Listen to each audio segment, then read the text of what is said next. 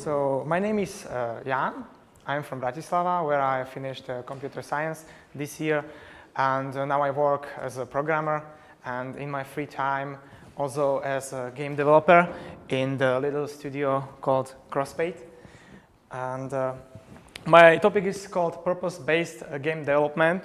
First of all, I would like to notice that it is not any scientific discipline or something like that.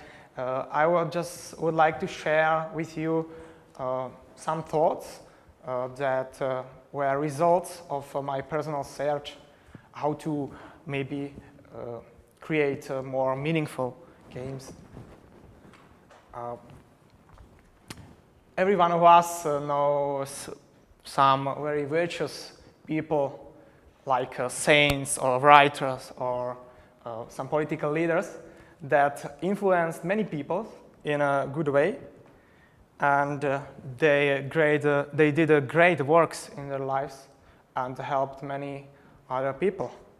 I was always inspired by people like this and wanted to follow them in my own way. And on the other hand, I also like the games and playing, and spend a lot of time playing games in my childhood, and then wanted to create my own games. So I was starting to thinking how to connect it somehow.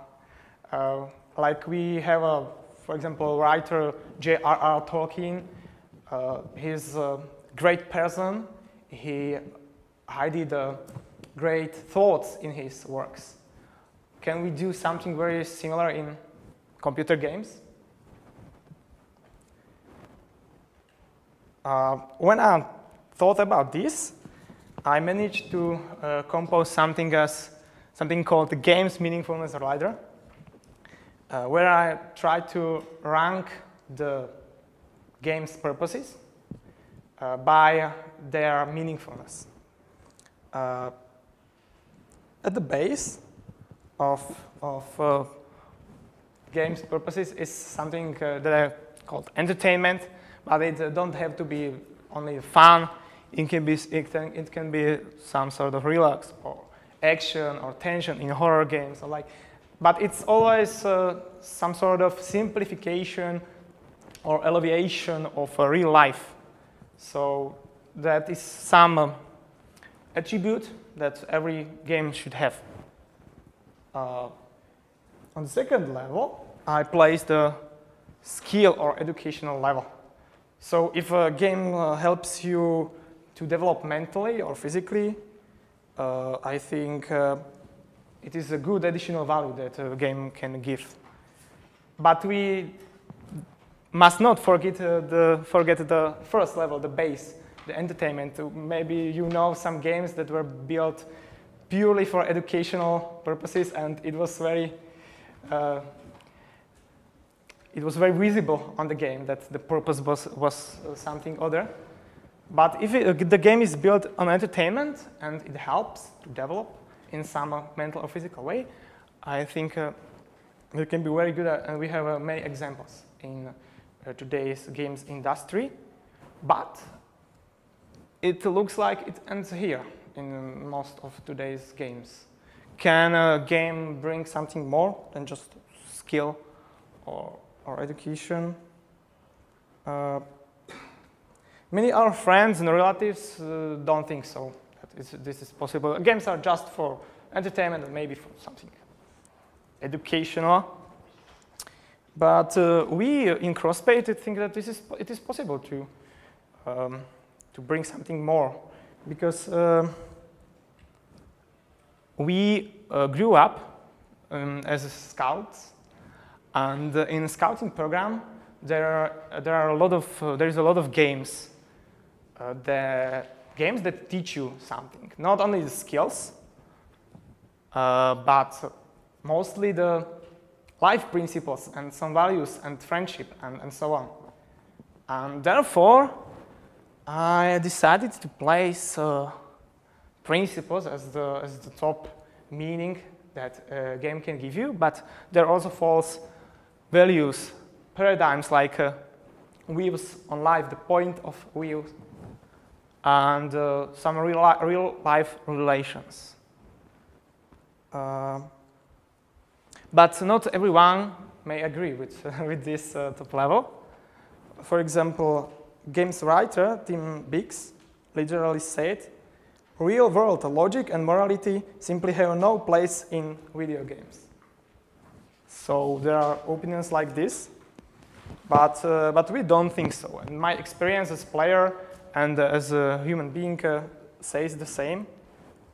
We also made a survey where we asked people whether it is possible to develop such games. And if they know some games they think are really meaningful. And I would like to share with you some input we get. First thing I had to think about, what was the higher purpose for me? I maybe wasted a lot of time when I was a kid playing games, but not all the time was wasted, and there were some values or things that I get from playing the games. And what was it? First of all, it was surely the creativity and some sort of creative skills, like games like Sims or Roller Coaster. I like to play such games where there were many possible options how to pass the levels, customizable characters, and so on and so on. And I always wanted to be as much original as I could. And I think this helped me in today's profession, in all I do. And these skills, creative skills, can be maybe placed on the second level of that meaningfulness ladder. But the creative and proactive approach that I get is something more, something that I bring with me through all my life. Second value is teamwork. Maybe the games with, someone could say that shooter games like Half-Life or Counter-Strike can't bring anything more, but for me, they certainly bring something more. I learned some cooperative skills, but what is for me more important, some games gave me real-life relations and relation rules, how they work in real life. But the most important factor or value that I get from playing computer games, I call the sense of beauty or story. I'll explain. You surely know some games with a really heart-catching atmosphere and story. And for example, like the Elder Scrolls series that I like most, maybe. And for me, the effect of these games was that I learned to find the beauty around me in the real world. I was playing a game, and I look out the window, but it's not so bad. Yeah. It's something similar, and also some sense of story. I can take various tasks that I got as the quests that somehow fits together in a greater story. And I often used to think that who is the author of this game around me? And I think this point of view is for me very motivating and helped me to get up every morning. And it's something the games help me to achieve. And I think this is the maybe most important factor. And there were a lot of others I could talk about. So what are the ways how to teach or show the principles, real-life principles, and teach the values in computer game? We can do it in an obvious and simple way, for example, like this, when we pop up a message during a game. But I would like to talk more about ways how to implement these principles into game design itself. So, strongest weapon, indeed, is the story. Every one of us has watched some movie after which you felt literally moved inside. I think we could achieve something similar in a gameplay, something such as heart-changing experience. But it is much more harder because the storyline can be interrupted easily or adjusted by players' behavior, and it doesn't reach the effect. But I felt something very similar when I finished the game Portal 2. Maybe you have played it. It was really like watching a good movie, and I feel something in me moved a bit. And I think, therefore, it is possible. And we can use also heroes' own thoughts and questions. For example, in the game Spec Ops: The Line, which is quite a recent game, the hero fights in a near future Dubai, where is a war. And during the game, he thinks about what the meaning of war is and all the violence around. And he is becoming more and more insane. But it has an effect on the player that maybe player with open heart, or how to say it, can think about these things too, and maybe find some answers. Another tool we can use is the atmosphere. I think the atmosphere is very important because it determines how we feel, maybe a time after the gameplay, and our feelings determine our thoughts and actions. So, for example, when child plays a game with a violent atmosphere or dark, I think it can stay totally untouched with it. Maybe we could do much better with magnificent, motivating, or relaxing atmosphere. And we can also use game mechanics that, for example, reward good players' behavior with better long-term results, or something like that. Maybe you know this game. It's from 2013, and it's from Lucas Pope. And this game has won multiple prizes, game developer prizes. And you work as an immigration inspector in state's border, and you decide which immigrants you will pass through the border and which must turn away. And the main game mechanics is that you check the information on their passports and other documents, and whether they match. And if you find something that doesn't match, it's a problem. And this game mechanics becomes more and more harder as the game progresses. So you have to check maybe more papers, 4 papers at once, and so on. But this is a scanner, body scanner. But the additional value for me from this game is that you have to feed your family when you're doing this. And if you do your job right, your family is okay. But there are many people that come to you and with specific needs. They need you to pass them through, but they don't have a proper papers, for example, and you have to decide whether you will help them as a person, or you will better do your work properly, and your family will be safe and everything is fine. And so this brings you before some moral decisions, and at least it can change your view of some bureaucratic officers or something like that. For me, the effect was like this.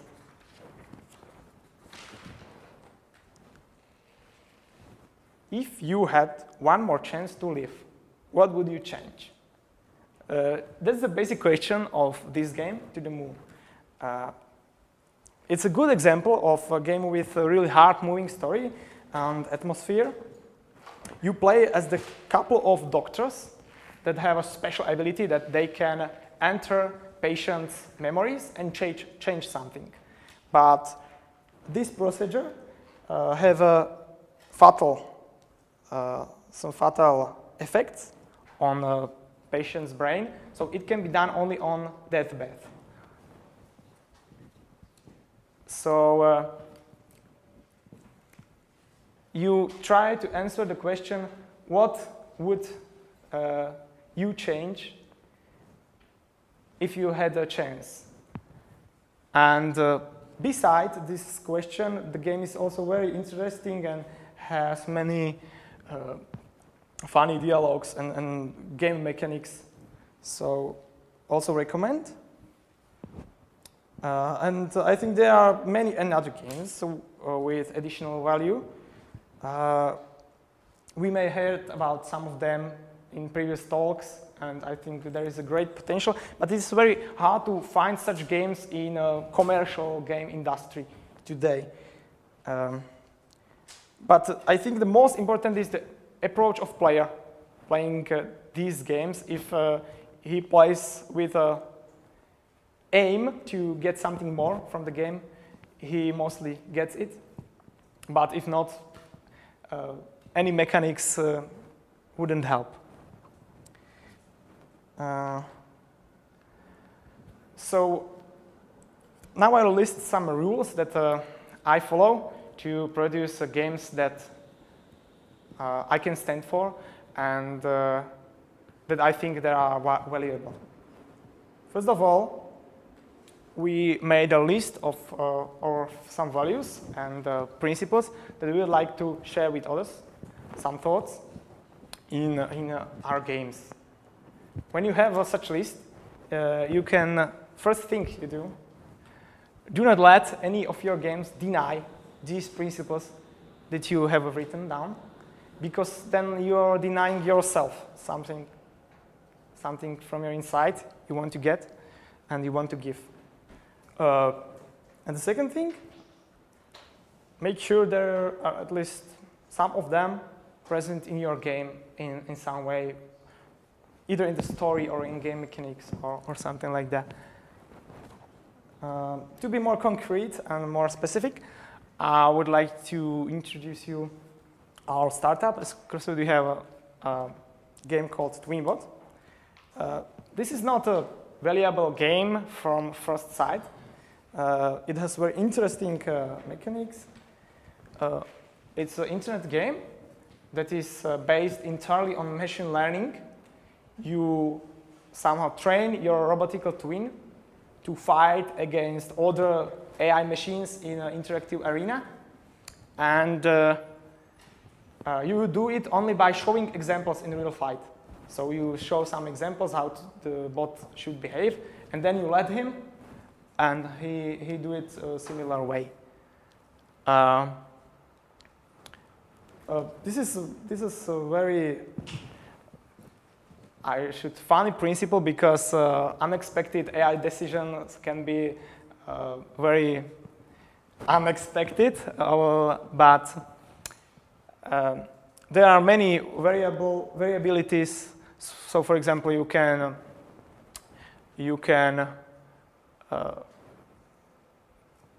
assemble your bot from different parts. They can have different actions and abilities to execute. And so there are RPG elements, like they level up and so on. And this is I think, good, entertaining base for our game we can build on. So what in this game could be the additional value for the player? So I said we have some innovative game principle. If you want to hear more about it, I would like to tell you after the presentation. And so what can we bring more? We teach player to have a literally pedagogical approach to his bot, and not always do the things that are best for him, but that are best for the bot. And in this game, we can also educate players in latest technologies and so on. So this is some technology and skill level. And what about some higher principles that I was talking about this all time? For example, the thought that it is good to be exemplary for others. If you do things right, then your bot also does the things right. But if you do failure during the training, it may be very hard to relearn with another. And game in sort of can also use a patient, can also teach a patience, because the success is achieved only by a big number of trainings, and it can also say that the real success can be achieved only by many little steps. And some game modes can also teach you teamwork and cooperation, and we would like to build this game so there will be created new real-life relations while playing this game, and we would like to create a community around it. So these were my thoughts about this topic, and I am very open for discussion because it's something out of my head, and my friends' heads. So if you would like to create such games, we would like to contact with you and maybe share some knowledge, share some inspiration. So that's all from me. Thank you.